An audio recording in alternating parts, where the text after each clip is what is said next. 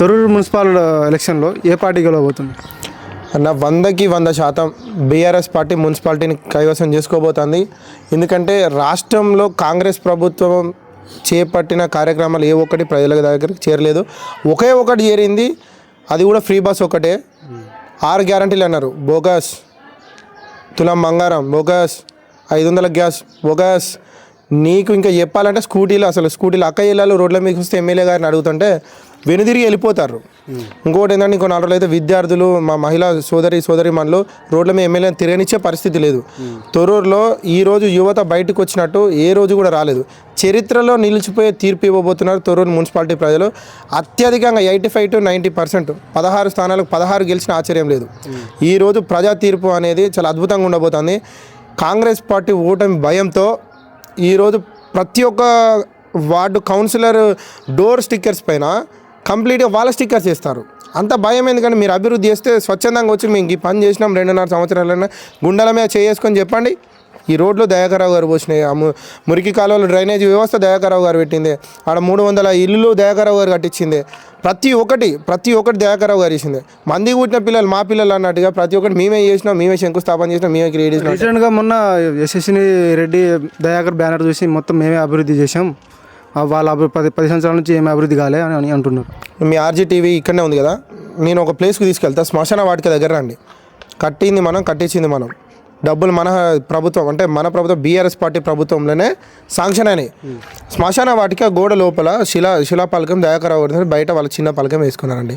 ఆ పైసలు ఎవరు, ఏ ప్రభుత్వంలో వచ్చినాయి, ఏ ఫండ్స్ నుంచి వచ్చినాయి, అసలు ఎన్ని రకాల ఫండ్స్ ఉంటాయో తెలుసా ఎమ్మెల్యే గారికి? అది చేసిన నేను చేసిన అంటుంది. అంతకుముందు ఉన్నాయి జనాలకు, అసలు జనాల ముందు ధైర్యంగా నేను ఇది చేసిన ఎందుకు చెప్పలేకపోతాను. ఈరోజు నిన్న పొంగులేటి శ్రీనివాసరెడ్డి వస్తే మీటింగ్కు 200-300 మంది ఎందుకు వస్తారు? కేవలం దయాకర్ రావు గారు ఉట్టి బైక్ల పైన తిరుగుదామంటేనే దాదాపుగా 2000 బైకులు, 4000 మంది వచ్చారు జనాలు. అంటే అనూహ్యమైన స్పందన ఎందుకు వచ్చిందంటే కాంగ్రెస్ ప్రభుత్వం, చేతగాని ప్రభుత్వం, దద్దమ్మ పరిపాలన, కంప్లీట్గా కాంగ్రెస్ కాదు స్కామ్లో లోతులో కూరుకుపోయింది. ఇప్పటికే ఎమ్మెల్యేలు, వాళ్ళ బామ్మర్దులు, వాళ్ళకి సంబంధించిన రేవంత్ రెడ్డి కుటుంబ పాలన, ఈ రేవంత్ రెడ్డి అనే ఒక క్యాండిడేటు వాళ్ళ అన్నదమ్ములు రెవెన్యూని పంచుకున్నారు. రేవంత్ రెడ్డి అల్లునికో ఫార్మాసిటీ కోసం అని చెప్పేసి గిరిజనులు, ఈరోజు గిరిజనులు లేకపోతే రేవంత్ రెడ్డికి సీట్ ఎక్కడదండి? ఈ తాండాలపైన ఇంత వివక్షత ఎందుకు? గిరిజనులపైన ప్రతి కాడ గిరిజనుల ఇల్లులు గురిచేస్తున్నారు హైడ్రాతోని. ఎందుకు? పేద బిడ్డలు మీకు ఉండొద్దా? విద్యాశాఖను మినిస్టర్ నువ్వే, హోంశాఖ మినిస్టర్ నువ్వే. ఈ 2 పదవులు దగ్గర పెట్టుకొని ఈరోజు విద్యార్థి లోకం మొత్తం అస్వస్థతలకు గురవుతున్నారు హాస్టళ్లలో. ఎందుకు? క్వాలిటీ ఫుడ్ పెట్టట్లేదు, క్వాలిటీ ఎడ్యుకేషన్ లేదు. ఎడ్యుకేటెడ్ అయితే విద్యార్థులు, దళిత గిరిజన మైనారిటీ బిడ్డలు ఎడ్యుకేటెడ్ అయితే ఎక్కడన్నా సీఎం పదవికి ప్రశ్నించి వ్యతిరేకత వచ్చి సీటుకి ఎసరు వస్తుందని భయపడి ఈరోజు విద్యా వ్యవస్థను, విద్యార్థులను నిర్వీర్యం చేయడం కోసం మాత్రమే రేవంత్ రెడ్డి గారు కుట్రపూరితమైన రాజకీయాలు చేస్తున్నారు. ఇవి మానుకొని మీరు ఇచ్చిన 420 హామీలు, 6 గ్యారంటీలు అమలు చేయండి. 420 420 ఇచ్చి ప్రజలను మోసం చేస్తానని చెప్పకనే చెప్పిండు. పాపం ప్రజలు నమ్మి ఆశపడి గోసపడతారు. ఇప్పుడు కేసీఆర్ గారు ముందే ఇప్పుడు ఆశపడకల్లి గోసపడతానని ఈ అన్ని ప్రజలను ప్రలోభ పెట్టి మభ్యపెట్టే మాటలు తప్ప ఒక్కటన్నా అతను మాట్లాడే విధానం చూసిరా అన్న? లావులా తొండలు దొరిస్తా అంటాడు, గుడ్లు వేకి గోటిలాడుతూ అంటాడు, పేగులు మెల్లు వేసుకుంటా అంటాడు. అని ఒక రాష్ట్ర ప్రథమ పౌరుడు మాట్లాడిన మాటలేనా? అతను చూసి ఏం నేర్చుకోవాలి? సభ్య సమాజానికి ఏం మెసేజ్ ఇస్తాడు? యువత ఏ విధంగా నేర్చుకోవాలి? అతను నా వెంట తిరిగిన క్యాడర్ ఏ విధంగా ఉండాలా? అసలు అనే సీఎం పదవి, సీఎం రేవంత్ రెడ్డి అనడానికి మాకు నోరు వస్తలేదు. సాధారణంగా ఒక వార్డు మెంబర్, మొన్న సభలో కూడా బీఆర్ఎస్ చేసింది 10 సంవత్సరాల్లో ఏం అభివృద్ధి కాలే, ఇంకా మున్సిపల్ ఎలక్షన్ నన్ను గెలిపేయండి, నేను ఇప్పుడు అభివృద్ధి చేస్తానని అంటున్నాను. 2.5 సంవత్సరాలలో నువ్వు చేసింది ఏంది? నువ్వు ఇచ్చిన హామీలు నెరవేరలేదా? ప్రజలకు తెలుసు. ఆల్రెడీ మొన్న స్థానిక సంస్థల సర్పంచ్ ఎలక్షన్లోనే దాదాపుగా 48% షేరింగ్ వచ్చింది. అందుకే ఇప్పుడు మున్సిపల్ ఎలక్షన్లో గెలిపి అని అంటున్నాడు. మున్సిపల్ ఎలక్షన్లో గెలిపేమంటాను, కానీ నేను ఈ పని చేస్తాను ఎందుకు డ్యామ్ షూర్గా చెప్పలేకపోతానండి? ప్రజలను మోసం చేసే ప్రభుత్వం ఏదైనా ఉంది అంటే, పార్టీ ఏదైనా ఉందంటే వరస్ట్ పార్టీ కాంగ్రెస్ పార్టీ. లీడర్లకే సఖ్యత లేదు. అసలు ఎన్ని లక్షల కోట్ల అప్పు అయింది కేసీఆర్ హయాంలో అనేది తెలియదు.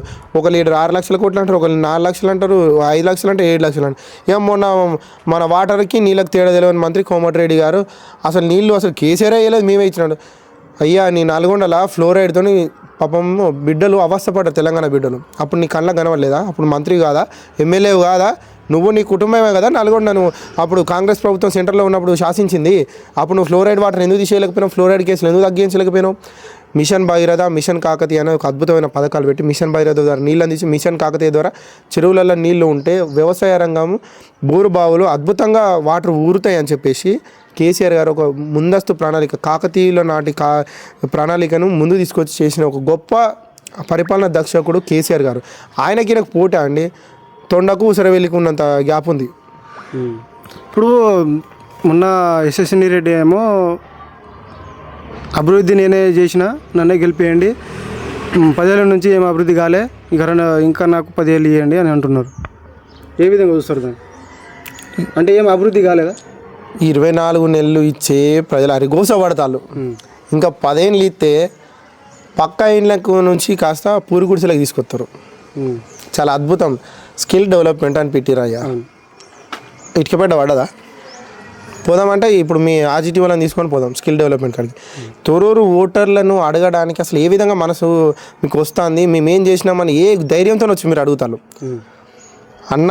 ఏ ఒక్క పథకం అన్న ఒక ఫ్రీ బస్సు తప్ప ఏమన్నా ఇంప్లిమెంటేషన్ అయిందా అని ప్రజల దగ్గరికి బహిరంగ చర్చకు నేను సిద్ధం.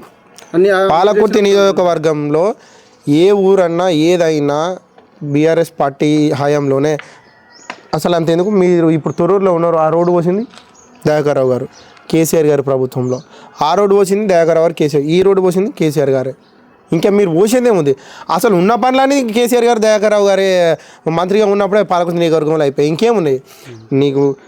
సంక్షేమ భవనాలు కానీ, మహిళా భవనాలు కానీ, కమ్యూనిటీ హాల్ కానీ ప్రతి ఒక్కటి చెప్పలేని, అసలు చెప్పడానికి కూడా టైం సరిపోనని అభివృద్ధి కార్యక్రమాలు దయాకర్ రావు గారు చేయడం జరిగింది. ఇప్పుడు 2 సంవత్సరాలలో ఏం చేసిండు అనేది చర్చకు రండి. తొరూరు ప్రజలకు తెలుసు, చాలా చైతన్యవంతులు తొరూరు ప్రజలు, చాలా ఎడ్యుకేటెడ్స్. మీరు ఇంకా మోసం చేద్దాం అనుకుంటే ప్రజలు పిచ్చోళ్ళు కాదు. మీకు ఓట్లకు రూపకంగా బ్యాలెట్లో ఆ రోజు కౌంటింగ్ హాల్ నుంచి ఒక్కొక్కరు పరిగెత్తుతారు కాంగ్రెస్ కార్యకర్తలు భయానికి, మాకు ఓట్లు పడతలేవు, మేమేం తప్పు చేసినామని. కార్యకర్తలు ఇప్పటికే వాళ్ళు మొహం చూపెట్టుకోలేకపోతారు జనాల్లో. మీరు చూడండి, అబ్జర్వ్ చేయండి, టెంట్ల కిందనే పరిమితం అయిపోయారు తప్ప వెళ్ళి అడిగితే తిరస్కరిస్తారు ప్రజలు. మీరు ఏం చేసిరని అడుగుతుంటే సమాధానం లేదు వాళ్ళ దగ్గర. మొన్నటికి మొన్న ఒక వార్డులో యశస్విని రెడ్డి గారు మీరు ఏం చేసిరో అని అడిగితే సపరేట్కి వెళ్ళిపోయిందంట. అక్కడ పోయి ఫీడ్బ్యాక్ తీసుకోండి ఒకసారి, మీరు ప్రజల దగ్గర నుంచి తీసుకోండి. ఇంకొకసారి ఓట్లు అడిగే నైతిక అర్హత మీకు లేదు యశస్విని రెడ్డి గారు. మీరు ఈ 5 సంవత్సరాలు ఎమ్మెల్యే ఉన్నందుకు మా కర్మగా భావిస్తున్నాం. ఇప్పుడు మున్సిపల్ ఎలక్షన్లో బీఆర్ఎస్ పార్టీకి ఎందుకు ఓటేయాలి? ఏం పని చేసిందని 10 సంవత్సరాలు? 10 సంవత్సరాలు ఏం చేసిందని అడుగుడితే కేసీఆర్ గారు కళ్యాణ లక్ష్మి ఇచ్చిండు. అంటే వీళ్ళు ఇస్తే ఒక్క నిమిషం, ఎక్కడే చెక్ బౌన్స్లు అయితేనే కాదే అన్న, చెక్ బౌన్స్లు అవుతున్నాయి. ఇక్కడ ప్రభుత్వం ఇచ్చే చెక్కులు చెక్ బౌన్స్లు అయితే నేను తీసుకోకపోతే దేవరూపల మండలం కూడా ఒకళ్ళు అయిందట చెక్ బౌన్స్. కళ్యాణ లక్ష్మి ప్రభుత్వం ఒకంట కళ్యాణ లక్ష్మి ఇచ్చిండు, రైతు బంధు ఇచ్చిండు, రైతు బీమా ఇచ్చిండు, ఆసరా పెన్షన్ ఇచ్చిండు, 200 నుంచి 2000 చేసిండు, ఫ్రీ రైతులకు 24 గంటల కరెంట్ ఇచ్చిండు, నీళ్ళు ఇచ్చిండు. ఒక వెనుకబడిపోయిన తెలంగాణ ప్రాంతాన్ని కరువు ప్రాంతం నుంచి ఒక అన్నపూర్ణగా భారతదేశంలోని తీర్చిదిద్ది నెంబర్ 1 స్థాయిలో నిలబెట్టిన మహానీయుడు, మహానేత, పరిపాలన దక్షకుడు బాపు కేసీఆర్. తెలంగాణ పితామహుడు, మళ్ళీ చెప్తున్నా తెలంగాణ పితామహుడు, గుర్తుపెట్టుకోరి మహాత్ముడు. రేవంత్ రెడ్డి సభలో కూడా నువ్వు ఎవరికి జాతి పితరా అది ఇది కూడా రారా కూడా అంటున్నావు. దాన్ని ఏ విధంగా చూసుకుంటారు మీరు? నేను చెప్పాను అన్న, మా పార్టీలైనా కాంగ్రెస్ పార్టీలైనా కూడా సాధారణంగా ఒక వార్డు మెంబర్ గెలిచిన వ్యక్తికి ఉండే జ్ఞానం కూడా ఆయనకు లేదు. ఎందుకు అంటే వార్డు మెంబర్ నిలబడడం ముందు దానికి కూడా అరే రారా పోరా అనే ఒక వార్డు మెంబరు గెలిచిన తర్వాత చెప్పండి మీ బాధలు ఏంది కష్టాలు ఏందని అడుగుతాడు. ఆ ఇంగిత జ్ఞానం కూడా నీకు లేదు, ఆ నైతిక విలువలు కూడా నీకు లేవు. ఒక మాజీ సీఎం నీకన్నా వయసులో పెద్దవారు అనే ఒక గౌరవం లేదు. తెలంగాణ రాష్ట్రాన్ని తెచ్చిన ఒక గొప్ప నేతగా కేసీఆర్ గారిని నువ్వు గుర్తించలేకపోతాను. కానీ నువ్వు బలిదేవత అన్న సోనియమ్మ కాలెట్ల వాటి మొక్కుతానవయ్యా స్వామి. నువ్వు రేవంత్ రెడ్డి, నేను సీఎం అని నేను అన్నాను, నీ సీటుకు గౌరవిస్తాను, నీకు కాదు. నీకు అసలు ఏ ఒక్క తెలంగాణ పౌరుడు కూడా గౌరవం ఇస్తానికి సిద్ధంగా లేరు. ఎందుకంటే నేను మాట్లాడే విధానం ఉంటుంది. కేసీఆర్ గారిని ఇంకొకసారి అరే తూరే అంటే చీరుతాం. తొండలు నువ్వు జొరచ్చు కాదు, తోకలు కట్ చేస్తాం, గుర్తుపెట్టుకోండి. ఎందుకంటే తెలంగాణ పౌరుషాల గడ్డ, ఉద్యమాల కిల్ల, ప్రతి ఒక్క ఉద్యమానికి ఊపిరి లూదింది తెలంగాణ రాష్ట్రం. మీరు గుర్తుపెట్టుకోండి, స్వాతంత్ర ఉద్యమంలోనైనా కూడా ఇక్కడ రజాకారులు ఉన్నా కూడా వాళ్ళకు వ్యతిరేకంగా జెండాను ఎగిరేసిన బత్తిని మొగలేగౌడ్. అది గుర్తుపెట్టుకోవాలా. ఖబర్దార్ రేవంత్ రెడ్డి గారు అని ఎందుకు సంబోధిస్తున్నాం అంటే మీకు ఆ సంస్కారం లేకపోవచ్చు. మేము కేసీఆర్ సైనికులం, బీఆర్ఎస్ పార్టీ కరుడుగట్టిన కార్యకర్తలం, నిజాయితీగా ఉంటాం, నిక్కసిగా మాట్లాడతాం. మళ్ళొక్కసారి చెప్తున్నా రేవంత్ రెడ్డి గారు మీరు చాలా జాగ్రత్తగా మాట్లాడాలా. ఇంకొకసారి ఇట్లా మాట్లాడితే తన్ని తరిమేస్తాం తెలంగాణ నుంచి. మీరు ఆల్రెడీ పాస్పోర్ట్లు ఇవన్నీ సిద్ధం చేసుకుంటున్నారు, అవినీతి చేసిన డబ్బులతోనే తెలుస్తుంది. ఇంకొకసారి ఈ విధంగా మాట్లాడితే నీకు కొడంగల్లో ఒకసారి తన్నేసిరు, ఈసారి ఏదో బై మిస్టేక్లో సావదప్పి కన్నులోట పోయినట్టు గెలిచినావు. ఇక నీకు అసలు ఆ నియోజకవర్గంగా ఏడు నిలబడాలన్నా భయం పుట్టాలి. అట్లా చేస్తాం. మరో తెలంగాణ ఉద్యమాన్ని చూస్తారు మీరు. అదేవిధంగా మొన్న రేవంత్ రెడ్డి కూడా ఒక వాక్యం అన్నాడు, బీఆర్ఎస్కి ఓటేస్తే అభివృద్ధి కాదు, కాంగ్రెస్కి ఓటేస్తే అభివృద్ధి అవుతుందని కూడా. 2.5 సంవత్సరాలు నువ్వేం చేసినావు? నేను ఒకటే క్వశ్చన్ అడుగుతున్నాం. ఇప్పటికి 10 సార్లు అడిగినా, 11వ 2.5 సంవత్సరాలు నువ్వేం చేసినావు అని చెప్పు. నువ్వు హవల మాటలు మాట్లాడుతావు తప్ప నువ్వు అభివృద్ధి ఏం చేసినావు? అయ్యా నువ్వు అభివృద్ధి ఏం చేసినావు అని చెప్పమంటే నువ్వు వచ్చిరాని మాటలు, పిచ్చి మాటలు, అసలు పనికిరాని మాటలు, అసలు ఒక్కటన్నా నువ్వు కంటెంట్ ఉండి మాట్లాడతాను. అసలు నీకు ఏమైనా రాజ్యాంగం అంటే ఏందో తెలుసా? అసలు రాజ్యాంగం కాదు. అసలు నీ సెక్షన్లో ఉన్న కలెక్టర్ల పేర్లు నీకు అసలు 31 జిల్లాల పేర్లు తెలుసా? నీ మంత్రులు ఎంతమందో తెలుసా? వాళ్ళ శాఖలు ఏందో తెలుసా? వాళ్ళ ప్రిన్సిపల్ సెక్రటరీ లెవెల్లో తెలుసా? అసలు నీ సెక్రటరియట్లో ఏం జరుగుతుందో నీకే తెలియదు. నువ్వు తెలంగాణ రాష్ట్రాన్ని అభివృద్ధి చేస్తా అని ఎట్లా మాట్లాడుతావు? కాంగ్రెస్ పక్కా scam grace must be important. Scam grace ఇప్పటికే బొగ్గు కుంభకోణం రామగుణం మీకు ఐడియా ఉంది. తెలంగాణ రాష్ట్ర ప్రజలు గమనిస్తారు. నువ్వు అభివృద్ధి చేసిన పనులేందో జనాలలోకి వచ్చి ధైర్యంగా చెప్పి ఓటు అడుగు. నేను అభివృద్ధి చేస్తా అని మభ్యపెట్టడం, చేస్తానడం వేరు, చేసినా అని గుండెల మీద చేసుకొని అడగడం వేరు. నేను ఇది చేసినా బాగా చెప్తా. కేసీఆర్ గారు ప్రతి విషయంలో నేను ఇది చేసిన చెప్తా. నీకు దమ్ముంటే చెప్పు రేవంత్ రెడ్డి, నీకు దమ్ము ఉంటే ధైర్యం ఉంటే చెప్పు. ఈరోజు నీకు ఈ పని చేసిన గల్లు ఎగరేసుకుని రా ఓటాడు. నీకు ప్రజల బ్రహ్మరథం పడతారు, పట్టాభిషేకం చేస్తారు. నీకు సర్పంచ్ ఎలక్షన్లలో ఓడిపోయినావు అని నీకు అర్థమైంది కదా. మున్సిపాలిటీలు ఇంత గ్యాప్లు ఎందుకు పెట్టినావు? జెడ్పీటీసీ ఎంపీటీసీ ఎలక్షన్లు ఎందుకు పెడతావు? గ్రేటర్ హైదరాబాద్ ఎలక్షన్లు ఎందుకు పెడతావు? అది నీకు చేత కాదు.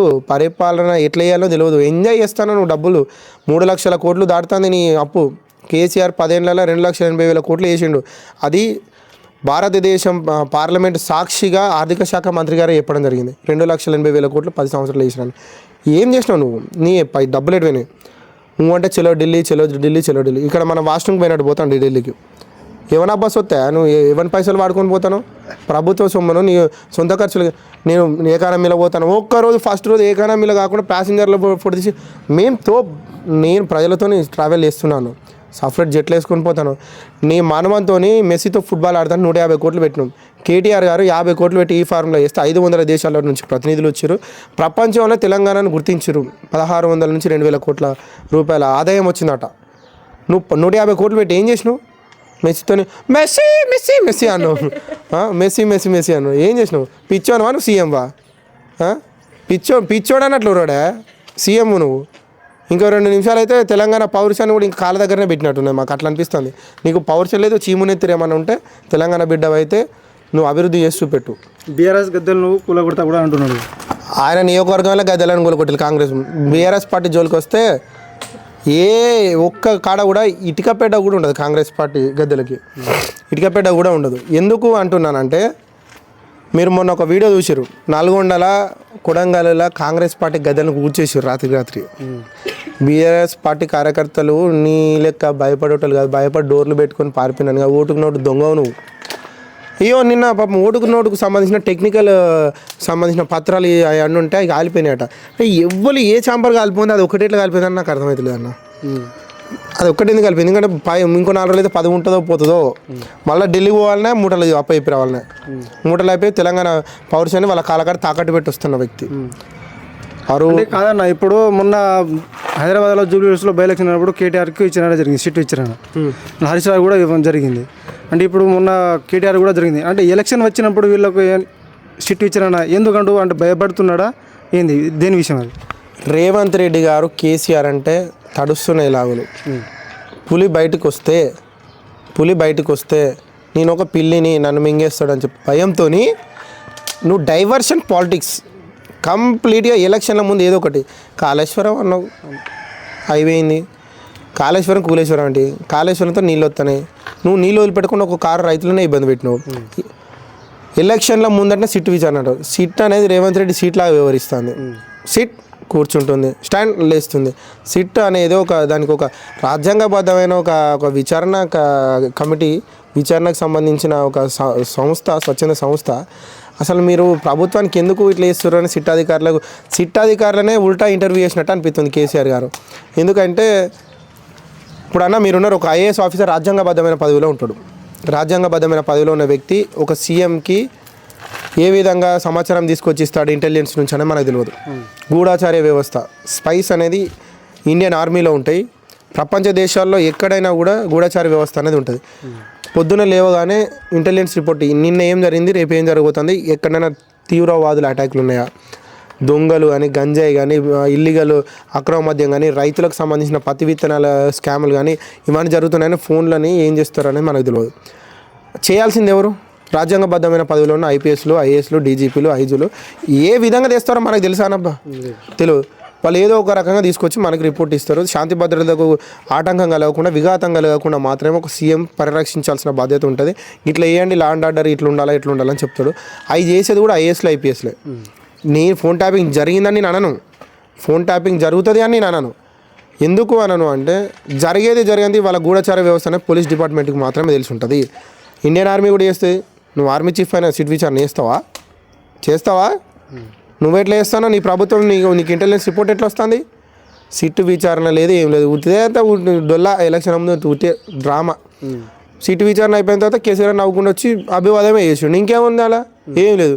ఛాయ్ నీళ్ళు తాగొచ్చినట్టున్నారు కేసీఆర్ సార్ ఇంటికి పోయి తినేటి విందు చేసి వచ్చారు సిట్ అధికారులు. మరి అదే సర్జనార్ గారు ఎందుకు రాలేదు విచారణకు? సీనియర్ కదా. సర్జనార్ గారు ఎందుకు రాలేదు? సర్జనార్ గారు వస్తే ఎక్కడ కేసీఆర్ కళ్ళలోకి చూసి మాట్లాడే ధైర్యం చేయలేరు సర్జనార్ గారు. చాలా జాగ్రత్తగా మాట్లాడాను సర్జనార్ గారు. ఇంకో 2 ఏళ్లలో మీరు సిపిగా ఉండొచ్చు, రిటైర్డ్ అయిపోయినా కూడా 2 ఏళ్లలో మీ పైన కూడా ఎంక్వైరీ చేస్తాం. ఎందుకంటే మీరు కంప్లీట్గా అవినీతికి పాల్పడతారు. కేసీఆర్ నాని అంత ఉందా? వాళ్ళ హయాంలో నువ్వు సిపిగా లేవా? వాళ్ళ హయాంలో నువ్వు చేయలేదా? అప్పుడు నీకొక లెక్క, ఇప్పుడు ప్రభుత్వం మారంగానే ప్రభుత్వానికి ఒక లెక్క ఉంటుందా? సీటు లేదు, తోటు లేదు. సీటు రేవంత్ రెడ్డి సీటు కంప్లీట్గా గుర్తుపెట్టుకోవాలా. ఏది లేదు, డైవర్షన్ పాలిటిక్స్. ఇప్పుడు తొర్రూరు మున్సిపల్ ఎలక్షన్లో 16 వార్డులు ఉన్నాయన్న. ఎన్ని వార్డులు గెలవబోతుంది? 16కు 16 గెలుస్తాం. చాలా సర్వేలలో 15 అంటున్నారు. ఇంకొక సీటు కూడా అది కూడా వచ్చేస్తుంది. ఎందుకంటే రేపు కేటీఆర్ గారి మీటింగ్ తర్వాత వాళ్ళు ఇప్పటికి భయపడతారన్న కాంగ్రెస్ వాళ్ళు ఏం మొహం పెట్టుకుని తిరుగుతారు. వాళ్ళు తిరిగే రోడ్లు కూడా మేము కేసీఆర్ ప్రభుత్వంలో దయాకరావు గారు పోసినాయి.